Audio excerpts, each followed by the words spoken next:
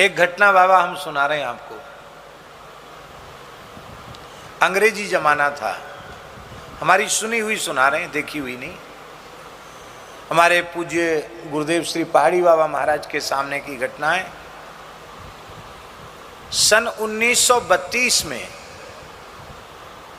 32 या 23 में, मैं साल में भ्रम हो सकता है, उसमें यमुना जी में बहुत भारी बाढ़ आई थी। वृंदावन में भी कहीं कहीं उसके शिलालेख लगे हुए हैं अभी भी। अब 32 की बात है कि 23 की बात है, मुझे थोड़ा भ्रम हो रहा है इस समय। है 1923 में, हाँ बस ठीक, पक्का हो गया 1923।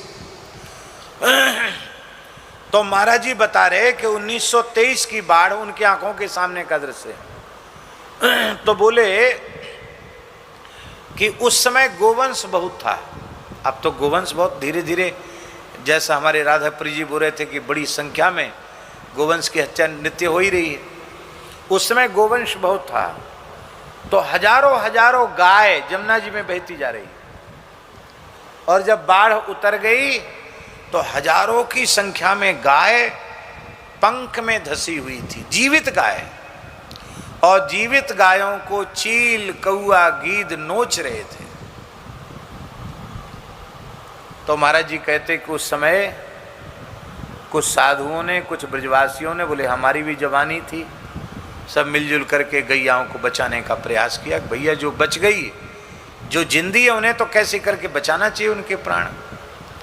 तो रस्सा सींग में और यहाँ टांगों में बांध करके, खींच खींच करके निकाले, बहुत सी गायों को बचाया गया। तो लोग हंसी उड़ाते,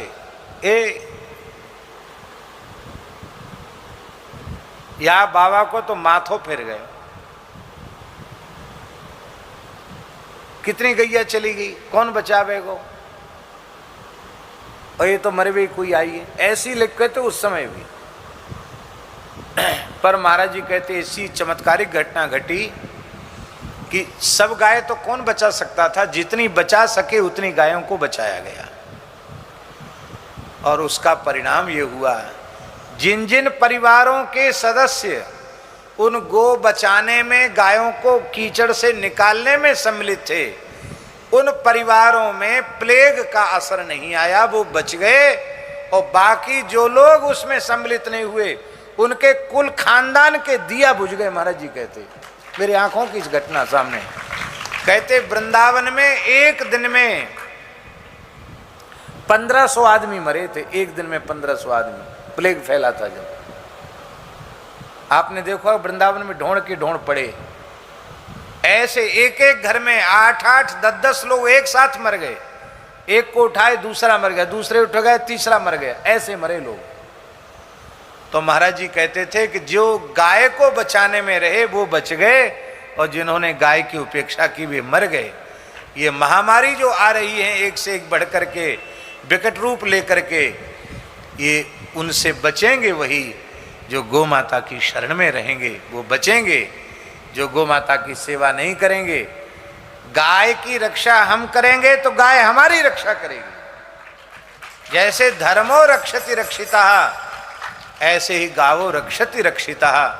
गायें रक्षा, जब हम उनकी सुरक्षा करेंगे तो वे हमारी सर्वित सुरक्षा करेंगी। इसलिए आत्मरक्षा के लिए भी हमें गोरक्षा के पवित्र काम में लगना चाहिए। बोलो भक्तवत्सल भगवान की जय। यज्ञेश्वरी जगत जननी गौ माता की जय।